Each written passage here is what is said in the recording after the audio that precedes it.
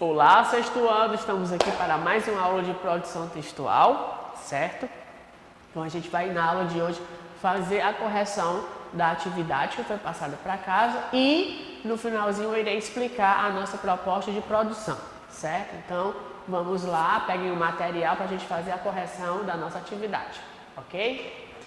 Então, gente, no nosso material nós temos aí, certo, um projeto de lei, né? Então, o capítulo que a gente está estudando, ele vai falar justamente sobre a lei e um projeto de lei que nós vimos na aula passada, todos os recursos, né, de como se compõe aí um projeto de lei. Então, a gente vai ter aqui esse texto como exemplo, né? Câmara Municipal de cidade, projeto de resolução e o número, né, não identificado. Cria no âmbito municipal a Câmara Mirim, né?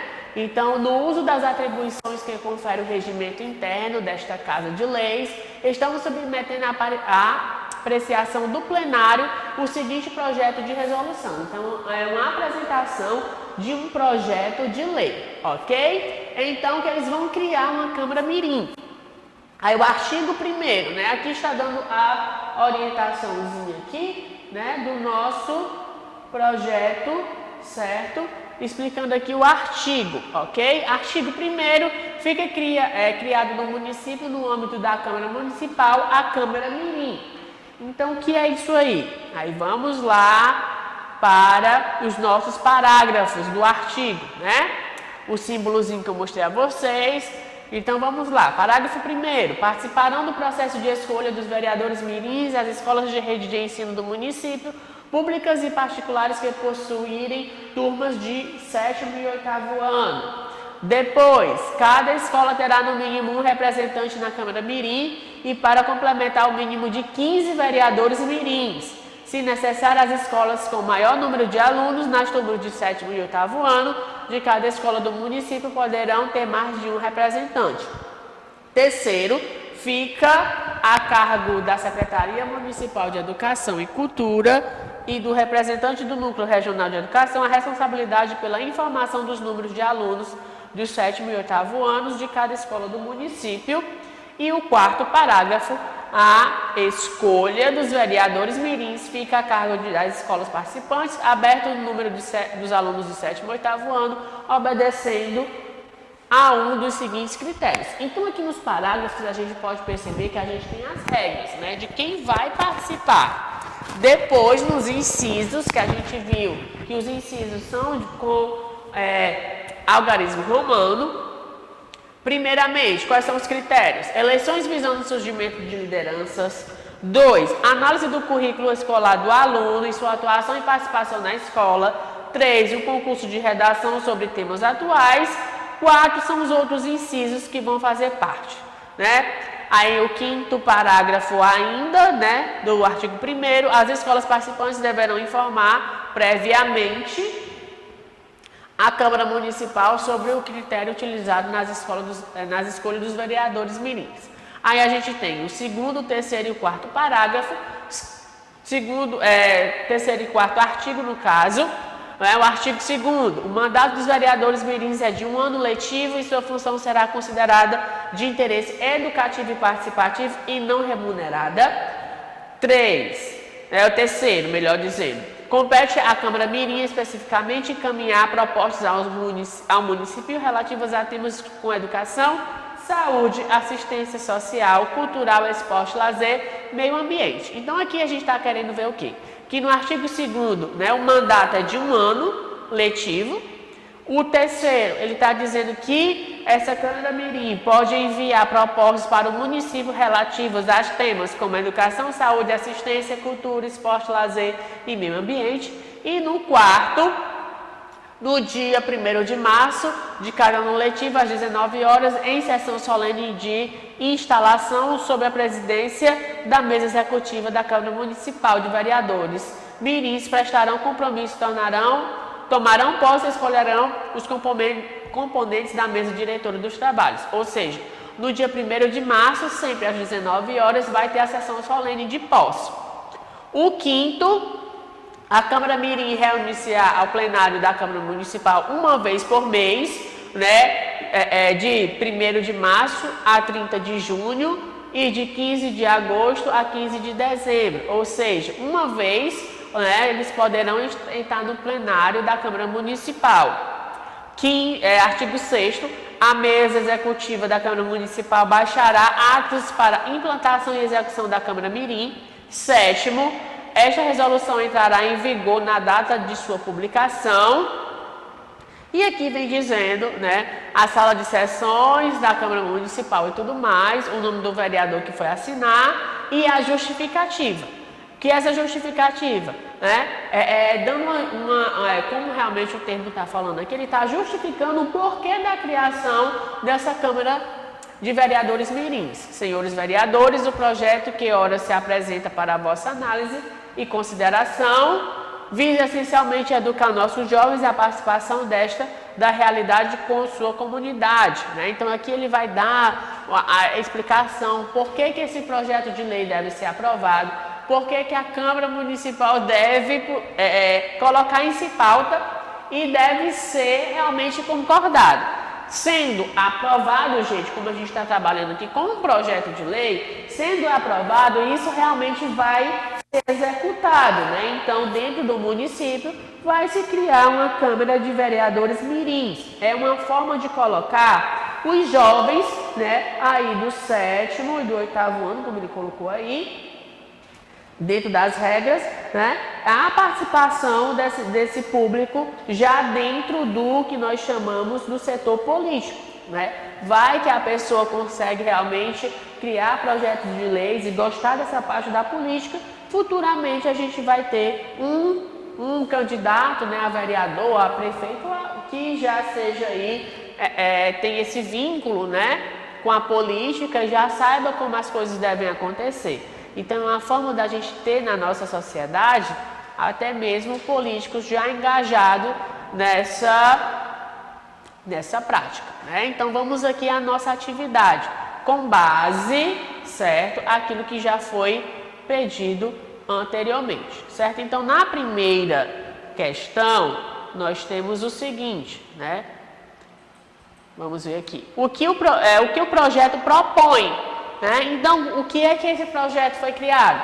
O projeto estabelece a criação de uma Câmara de Vereadores Mirins, composta de alunos do 7º e 8º ano das escolas públicas e privadas de uma determinada cidade, né? Que é justamente isso que o projeto propõe.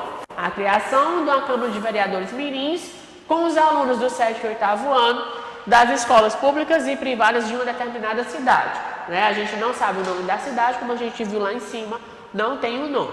Os alunos participarão do projeto a fim de obter a formação educativa no que diz respeito à cidadania, né, que a gente viu lá todas as temáticas que voltam à cidadania, e o que pode despertar o interesse para a futura vida pública. Como eu disse a vocês, o intuito é de engajar o jovem já dentro do setor político, né, para que futuramente ele seja um político, aí a gente pode dizer assim, até melhor. Segunda questão. Que informações são dadas nos incisos dos parágrafos 4º do artigo 1º? Então, o que são os incisos? Nós vimos lá, está especificado no nosso texto, né, que os incisos, olha aqui, ó, são o que está em número romano, né, que é justamente, ele quer saber o que os incisos, né, aqui a gente tem 4, do 4º parágrafo. Ok? Então vamos lá. Com base neles, né? Vamos ver o que ele está perguntando aqui, ó. Que informações são dadas nos incisos do 4º parágrafo do artigo 1º? Os incisos informam as possibilidades dos critérios de escolha, né? Cada escola deverá escolher um desses critérios para a seleção dos alunos. Beleza? Que a gente já viu lá. Terceira questão. Segundo o artigo 3º, o que compete à Câmara? Né? A Câmara deverá encaminhar propostas ao município relativas a temas como educação, saúde, assistência social, cultura, esporte, lazer, meio ambiente e outras de interesse do município. Então, essa Câmara de Vereadores Mirins deverá, né, encaminhar propostas à Câmara do município relativo a essas temáticas. Beleza? Quarta questão. No final do texto, há uma justificativa elaborada pelo autor do projeto, né? Que a gente viu que é a justificativa por que deve ser aprovado esse projeto de lei. Que argumentos ele utiliza para ressaltar a necessidade de sua aprovação?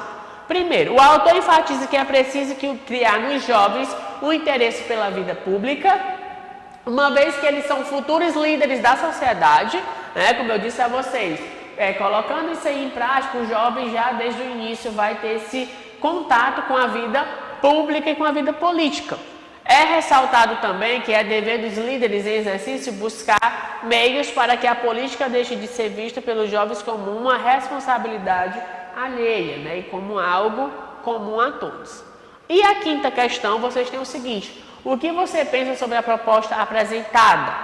O que é que você acha sobre esse projeto de lei? Você se interessa por assuntos que envolvem a política e a administração pública? Né? Então, isso aqui é uma resposta pessoal. Você se interessa nos assuntos que estão voltados à política, né? E essa administração pública é o que acontece no seu município. Né? Então, se você se interessa por esses assuntos da questão da administração, ok? Então, essa foi a nossa atividade, certo? Então, com base no que foi estudado, a gente vai ver aqui a nossa proposta de produção, beleza? Então, como atividade para casa, vai ficar a proposta, ok? Então, vamos ver aqui o que é que ele está pedindo para a gente, beleza? Então, vamos aqui. Agora é a sua vez. Lembrando que esta proposta vocês vão fazer no caderno de vocês e vai ficar lá no caderno para quando a gente voltar eu dar o visto. Que tal criar um projeto de lei que dispõe sobre a criação de um grêmio estudantil em sua escola? Gente, então vocês vão criar um projeto de lei, cada um vai criar o seu aí no seu caderno, que vai ser a criação de um grêmio estudantil em sua escola. O grêmio estudantil é um órgão que há muito tempo existe nas escolas, certo? É tipo assim, é um órgão que ele vai defender aí os direitos dos estudantes ou de uma forma do colégio escutar a voz do estudante, né? Principalmente as escolas de rede pública, né?